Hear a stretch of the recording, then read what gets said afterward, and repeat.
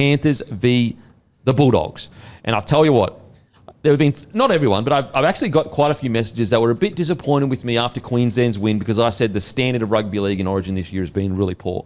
It's been exciting at times, but the standard of rugby league has been poor. Matter of fact, I would actually say a lot of the NRL games, the standard hasn't been that high. I hope people watching this game realise kind of where I was coming from with that. This is high-quality rugby league. This is the standard of rugby league that we've come to love and know over the last few years. What an absolute incredible performance. And I think that, both teams can actually walk away really happy. Panthers can say, we're back to a degree. I don't think they're at their heights of their last few years, but they're definitely back in the frame. And Bulldogs can say, listen, we just clean a few things up coming out of half-time with some errors. And all of a sudden, we might be able to win this game. We are the real deal ourselves. Bloody good game to watch. Yeah, you're right, though. The footy hasn't been great. I mean, 50-28 on the weekend. Ugh. Dolphins, Rabbitohs. It's hard watch. Great for the sponsors, of course, that have contributed. But 8-6, you were just enthralled. It was a ball in play. I'd love to know the total ball in play minutes because it was set for set. Mitch Kenny, 64 tackles. Ooh. Preston, 44. It was just a game of big moments, boys, where you just didn't know what was going to happen. I think, for the Penrith Panthers, the narrative, are they back? Yeah, they're back. Yeah. And everyone's shit scared of them right now. Absolutely. Because what we saw of them is, their attack, I reckon they probably bombed 3 tries. The try savers were right. But, for Canterbury to be in that position, I think they'll take a lot of confidence out of that as well. 8-6 against a team, who's fighting for their season and desperate. I reckon Serraldo, in the back of his mind, Timmy, I reckon he'd be happy with what he saw from his side defensively, but they still have a little bit to tidy up in their attack. Yeah. I thought that at the end, they should have taken the 2. I just would have gone. Their explanation was 2 left foot kickers, and they felt like they had momentum. They said. Yeah, I know. Yeah, but I just think Burton kicks it a mile. You just, if you want to know. Well, in 7 or 8 weeks' time, there's going to be a game where it's going to be 10-8. I can't believe they didn't have a crack. And, would you do it in a grand final or semi-final? And also, it's not like it was the last play of the game. It was literally, you had a few minutes after that if you needed to score anyway. Well, if you kick it, you can win the game. Yeah. 2 minutes to go. You got a shot. It was 30 out on the sideline. It's tough. But as you said, you got Birdo there, who could have been sort of the frontline kicker of late. But with Birdo's boot, that distance isn't an issue. No. And you just, I just thought that they backed themselves, which is fine. And Canterbury fans will say, well, we backed ourselves. But, I would love to have seen them gone for the 2. Yeah. I will say it is the first, maybe it's not the first time, but one of the very few times where I've watched a game where Penrith's essentially at their best and another team has been as fit as them. I felt like the Bulldogs, it's first time in a long time where you've gone, this team's actually, they're as fit as each other. Usually Panthers, when they play this kind of footy where they're 90%, they just break teams apart. They score their 20 points or whatever. First time in a long time where I've gone, wow, the Bulldogs are actually as fit as the Panthers, which is a huge wrap because I believe Penrith Panthers, we all run the same plays and we all get the same points on the field. I believe their point of difference in this dynasty has been their fitness. I think that's their true point of difference. It was very clearly the closest we've seen to probably finals quality football this season, wasn't it? And by the end of that game, my heart, I think everyone's heart watching that was just absolutely racing. It was that exciting, that finish. And the first 20 minutes of the game, both sides had a perfect completion. Yeah. It was like a quality game of Origin when it does happen. The completions were perfect. The kicking games were perfect early on as well. And you sit there going, this is rugby league at its best. Yeah. The amount of, you get to this point of the year, and I'll be honest, sometimes you watch games and you're just hanging in there going, geez, I wish I was, out having a feed with the wife or doing other things. This game, I wasn't even thinking about anything else. I was so enthralled by it. I was enjoying it. The sign of a good game is when you look up at the clock first half and there's 10 minutes to go. Yeah, absolutely. And you just go set for set. So many big plays by both sides. The Cleary try is obviously the moment, but we wouldn't be unhappy if that was a grand final. 100%. If those two played each other. One thing we spoke about on our pod was Ivan Cleary's 14-2 now against assistant coaches. So he beat Andrew Webster last week and then comes up and beats Ciro at home, 14-2 against Barrett, Webster and Serraldo. That's crazy. Which is Bill Belichick's type stuff, Nick Saban stuff, Well, they went from sitting well outside the 8, and they had 2 byes, and with games in between there against the Warriors over there, and then the Doggies, where you're going a month ago, you're going, well, they probably lose those 2 games. Yeah. They've jagged them both, 2 byes around it, so they'll be rested. And Mental. What do you reckon, mate?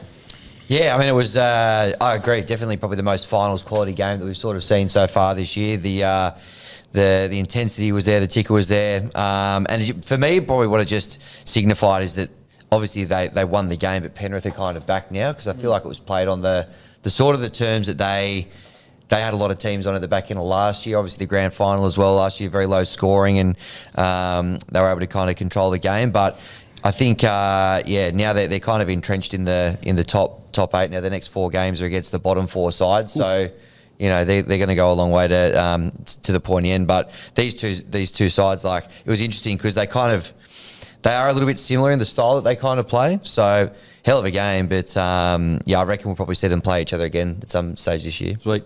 About Panthers. So let's go to Panthers, we'll go to the Bulldogs. What I loved about Panthers' game plan, and they actually had like a bit of polar opposites, and I'd love to get your thoughts on it, Sowie. So it seemed as though Bulldogs said, we're going to stay out of your middle and take that away from you.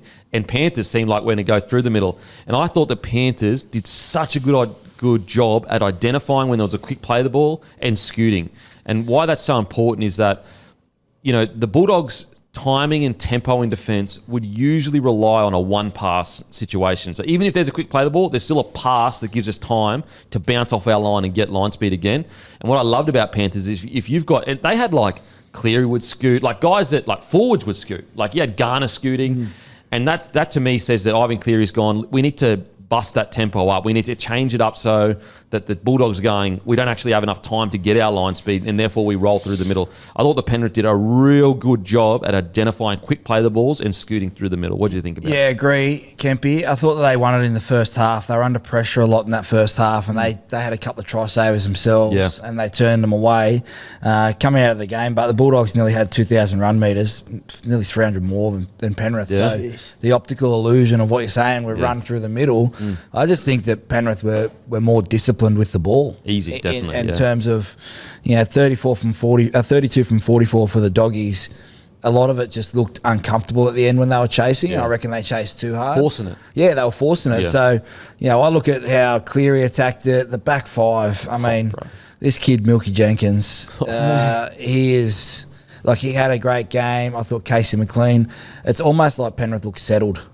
Like they finally look like they've arrived. That's a good point. Ivan's message about what they're going to do towards the back end of the year, and in every statistic, pretty much they got beat. Like their average set distance, they were going backwards, post contact meters, all that kind of stuff. But they just hung in there. They lent on their DNA. Whereas I reckon the Bulldogs probably for the first time were like, "Oh shit, we're here." Yeah. Like, can we do it? Yeah, I'm with you, mate. I definitely think that you could make the argument the difference was experience in big games.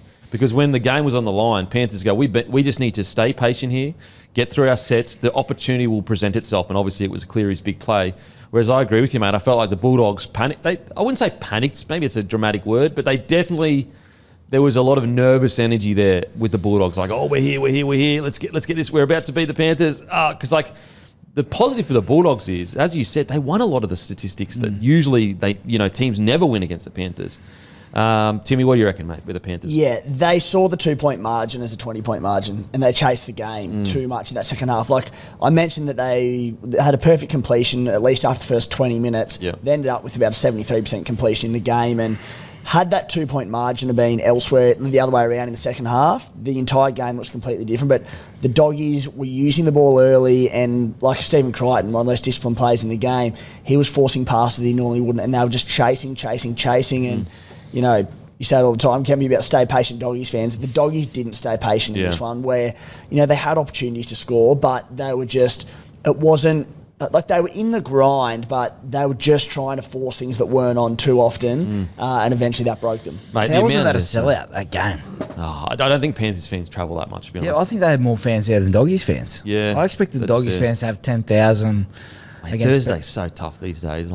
I agree, but I just thought, it's almost like a home game for the Bulldogs. That's just a good point, actually. Yeah, I was focusing on Penrith fans not travelling, but you would have thought Doggies fans. It looked like a lot of black jumpers in there. And the other thing, Penrith only used 6 interchanges. Crazy. And Crazy. Penrith, Bulldogs used 7. Wow. That's actually insane. Like, so that's crazy to think that they only use 6. And I think Patea only come on for a short stint as well. So That always bewilders me when that happens. Like, not using 1, but not using 2. yeah.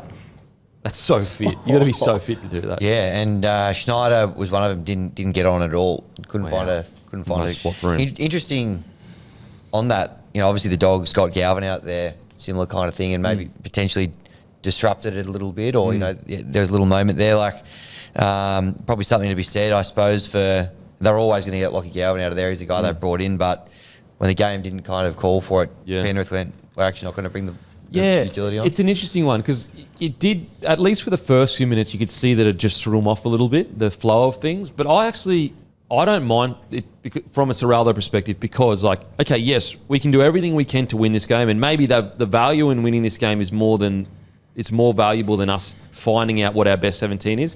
But I actually land in the camp of I'd rather than bring him on in a big game now and begin building towards the end of the year to find out what is our best 17 and what is our best rotation, then go, oh, you know what, this game's on the line. I'm just going to leave what we got out there. But I'd love to get your thoughts, Joe, because it's a great point. It was a little bit clunky. Yeah, it definitely looked different to what they'd had. They only lost by 2 points, though. Yeah. So it's not like they were complete blown water. away. Yeah, I think the week before, or his first game, when they played Para, it was sort of a bit more open, you know. Killed it, yeah. Probably a good chance to get Galvin out there and test him what he's like in that environment. He wouldn't have played, no offence, Hammy, but he wouldn't have played in too many big games.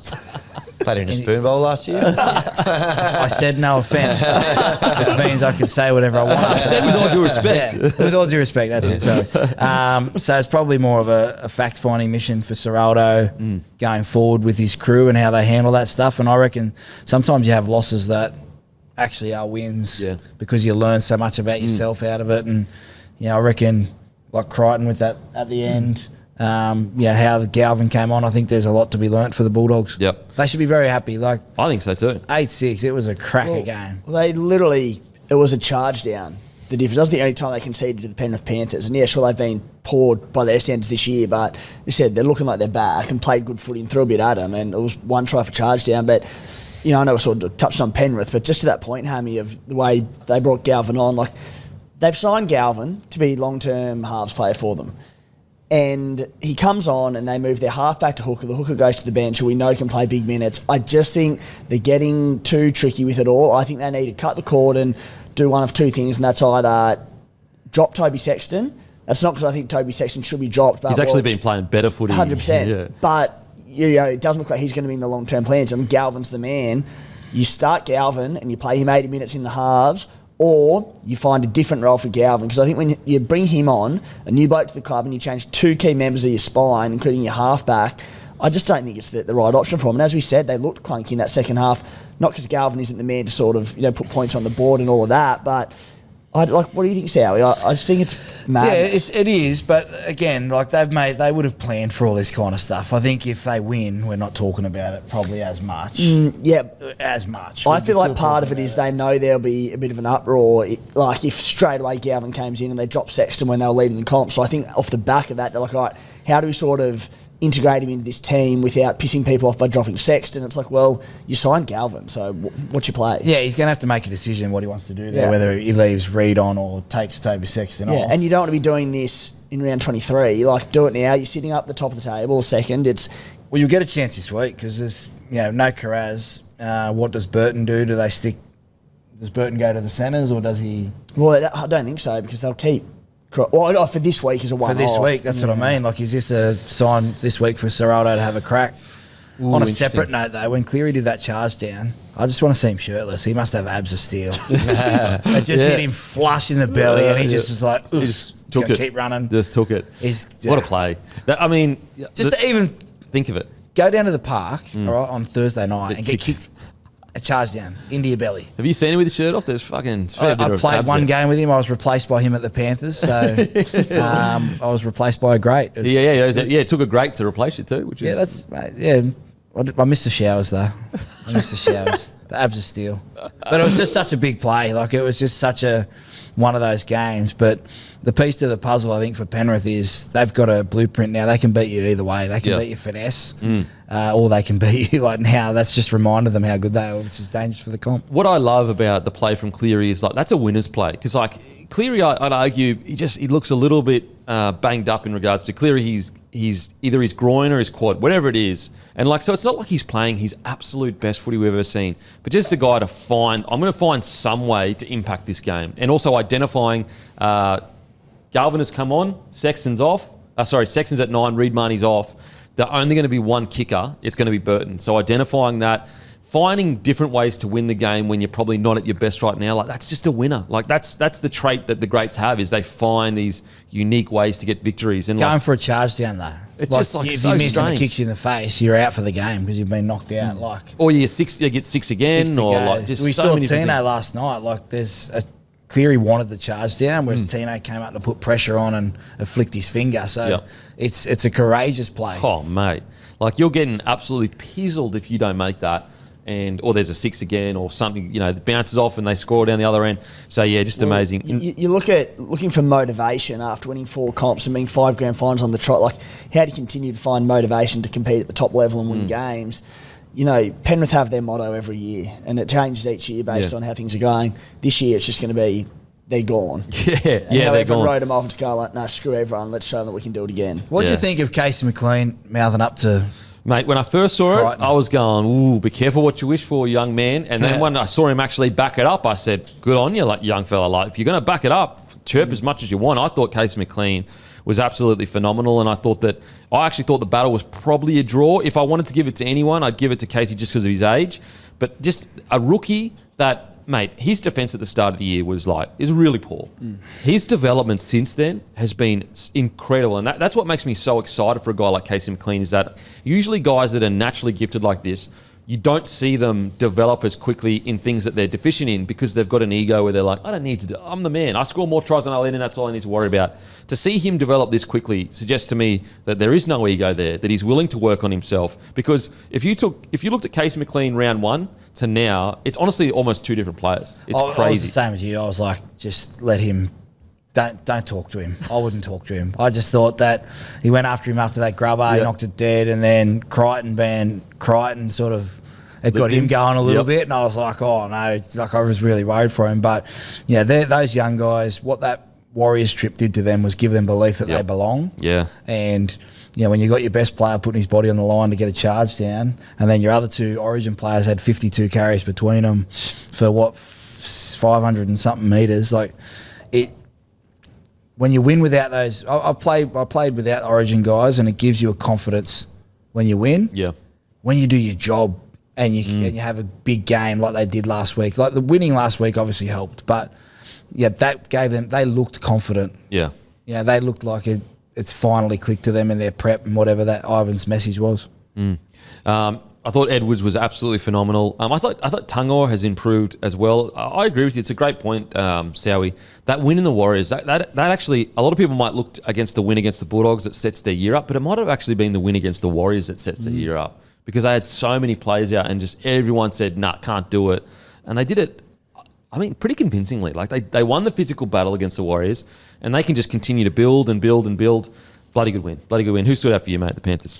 I mean, most of the ones that you've kind of covered off on there, I think the Origin guys were incredible. Obviously, they didn't play in the New Zealand game, but Brian Toto again, very good, nearly another 200 metres from him. I thought he killed it. Lindsay Smith played himself into into the Blues squad as well. Thought he was pretty good. Leota's numbers aren't amazing, but I thought he had some big moments where he just kind of... He always does in big games. Got stuck in and like when you read him, he has 7 runs, 55 metres, but I just felt like there's a couple of times where, you could really feel like the momentum kind of shift with him taking the ball in there. So, there was a couple, but I think, mainly those, the guys that slipped back in after Origin just kind of... complimented the guys that got their confidence up the week before. What about Mitch Kenny on the Fox Lab? He's got 58 tackles, only 1 miss. Jeez, that's a knock from the... Oh, my God, bro. It's so hectic. Don't look at me about missed tackles. I don't think I could miss... Yeah, I'd miss now in under 6s. But I think one thing that was understated as well is No Scott Sorensen on that left edge, so they had to go to Luke Garner, who I thought was fantastic. And I thought it was Blaze Talangi's best game for the Panthers. He looked engaged, brave, he was brave. It's the best he's defended, and I'm happy for him because he was under a lot of pressure. Start of the year, he was in, he was out, he was at centre, he wasn't sort of sure. So, if they're to go on and be in big games at the end of the year, they're going to look back to this 2-week stretch where they know they can do it. Yeah, I'm super interested. Like, if this is where Blaze is at now, what does Cleary Talangi look like in 4 or 5 years? It's a scary, because like Blaze's running game is elite, absolutely elite. If they can just keep building brick by brick and make him into that 6, like I still think he naturally suits fullback more, but you can just trust the Penrith system to get the best out of him. The game on the weekend confirmed he was a 6. Yeah, okay. Because he had some moments where he just played like Jerome Luai. Like it sort of took me back to just a ball runner, not necessarily trying to be Nathan Cleary, and allowed Cleary to just do his thing. So, that would give me confidence to say that he was a 6. His kicking game's underrated too. He's actually got quite a big boot on him as well. So they'll be interested to see going forward. They've got obviously a couple of games now where they can go in and set themselves up, but I just think it was a huge win. The rest of the competition now is like, we thought we were rid of these guys. Yeah, 100%. It changes the makeup of everything, because like Melbourne was probably looking at this season going, this is the year for us. Like, Penrith have dropped off a bit. We've got this team on paper. Anyway, onto the Doggies. As we've kind of already said, like, I don't think the Doggies should walk away from this. I mean, disappointed for sure, because the game was there to be won, and they won a lot of the statistics you usually do to win the game, but made a few tweaks here and there. And I think that what Ciraldo said in the press conference, it's really telling. He spoke about the 3-year journey that they've had. So first year, Penrith pumped them. Second year, pretty close game, 16-10 I think it was. And that was out at Penrith as well. And everyone's like, wow, Doggies have gone all right out at Penrith. And then to come here and it's 8-6 against a Panther side that actually played well as well. Man, the confidence that they can take out of that. Are you, like, if you're being fair to him, are you telling me that the Canterbury Bulldogs can't improve by 2 points, or we'll say 4 points, by the end of the season? I think they can. It's a huge... It's not a win, but it's a tick for me for the Bulldogs. Danger period coming up the next couple of weeks, boys. They play the Broncos Friday night at a core. Some would be expecting them to win that game. Then they go on the road after Origin to Queensland Country Bank. So there's a couple of big weeks where... They've got a crazy run home too. Their run home is insane. Yeah, and it's off the back of now losing to the Penrith Panthers. Like, what does that take out of you? We saw the Warriors, after they lost to Penrith, coming to Australia and almost... that wasn't their best game. So I'm going to be interested to see how the Dogs handle the next couple of weeks. I think they play the Dragons after that. So it's a big couple of weeks. If they were to lose one of the next two, all of a sudden that top 4 is not safe. Like, if they lose this week, Broncos can still make the top 4. It's crazy, insane to think. Like, to think the year the Broncos have had that they can do. What do you reckon, Timmy? Yeah, well, that's it. The beauty of the Broncos game, they get the Broncos without Haas and Carrigan, which is enormous. And Walsh as well. And Walsh now as well. Geez. So, I mean, obviously, Doggies were missing players too, but they switched the wingers, Kiraz and Montoya, for the game, which I found really interesting. I gather it was maybe a defensive thing to get Kiraz on Toto rather than having Toto going at Montoya. And also, Kiraz is pretty decent in the air too. Yeah. Do I think that maybe they're going to get some wins there? I found it an interesting move. I don't really know why. But Ciraldo alluded to it. He didn't really confirm it, but at Penrith, they had a tendency to swap wingers to make sure they could play both sides at the drop of a hat. Penrith do it a lot. Yeah, and so he alluded to it in the press conference about, just seeing whether they can play both sides. Doing it for a big game. Who swapped first? Was it Penrith? Because Penrith swapped Toll. They've swapped him a couple of times. So Penrith over the last few years have a tendency just to go randomly swap. Yeah, but players. I meant like going into the game. Like, what did Ciraldo see? Like, was it a late change? Was it, because I'm with you, Timmy, like, it was a weird one to see something that's worked so well. Montoya didn't really look settled. Honestly, there are a few moments where they were like, got half opportunities down the flank or half put away, and whether they were taken out or like couldn't get a kick back in field, just things looked a little bit off as a result. Maybe Montoya didn't actually, he had a few errors, unfortunately. Yeah, so maybe nitpicking, but I'm with you. I don't think either looked as comfortable as they have this year. So weird. I'd like to know, maybe it is just the Kiraz, he's good in the air, he's also quite good physically, but Montoya's good physically too. Yeah. In saying that, you'd say Kiraz is probably a better reader in defence potentially. Yeah, but when you're first, everyone's chasing you. Stick to what Don't change for That's them. been Wayne Bennett's strength, is just worry about us. Yeah. Don't try and play ourselves as long as the other team. What about Preston's try? Outstanding. Loved it. I just love watching Preston play. He's just he's one of those players that you can give the tagline would work in any era of rugby league. Yeah. All the tough stuff, but also got the skill set to be a modern player as well. Just love watching him play. And I thought, mate, if you ever needed an example of how much confidence Origin can give you, Max King, since being selected in Origin, I know his second game wasn't his best in Origin, but at club, mate, his confidence, you can tell his chest is up a bit more, his shoulders are a bit more back. Like when he runs the ball, he's expecting to win the contact every time. It's a different version of himself, and I feel like he's just gotten confidence from the Blues camp. Yeah, he was great on the weekend because one thing that was pretty significant for the Dogs, they lost Saluka Fafita in that first minute of the game. Which is a huge You take out one of your starting front rowers for 79 minutes and you still only lose your biggest by 2 body points. too. He's your biggest body. So Max King, I thought, stepped up really well. So did Harry Hayes as well. Filled the gap there. They were both really good. But, don't underestimate how telling that would have been in probably the overall outcome as well. Yeah. Yeah. I think Sexton, especially obviously that try that he kind of had his hands on, funnily enough, since Galvin's come to the club, I feel like Sexton's taken another step with his form. Oh, it's been mature. If you're a club that's looking for a halfback to come in, like potentially, I think he'd fit well at the Cowboys. I think he'd fit well at the Newcastle Knights. But it's a for me, young guys that whinge to get out of clubs when it's not going their way. Yeah. Here's a guy who's been told you're not going to be there next year. Even though you're on top of the table. Even though you're on top of the table, how are you going to handle it? And his preparation hasn't been compromised, and he's gone out there and played really, really well. So there's some lessons there.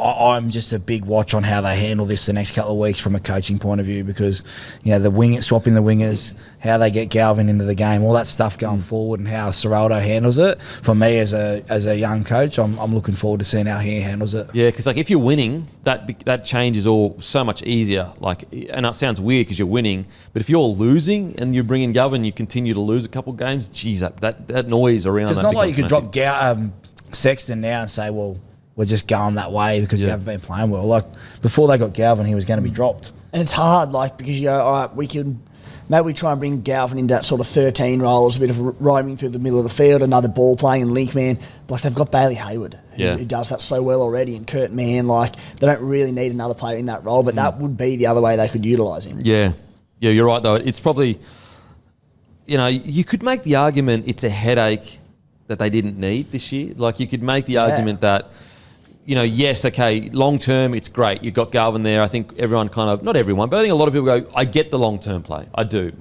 But mid year, when everything is settled, you're going really well, it's such a big voluntary headache that you chose yourself. Like no one forced you into this move. It's an interesting watch. You're right, Sowie. To be honest, it's probably a season-defining watch, really. And I think they just had that opportunity that probably came out of nowhere to a large part of Lachie Galvin. They go, all right, we need to act now, and it probably is, 6-12 months earlier than we wanted to get him, but this is the window. Otherwise, we're going to lose him to the Eels. So they've gone, let's just get him now.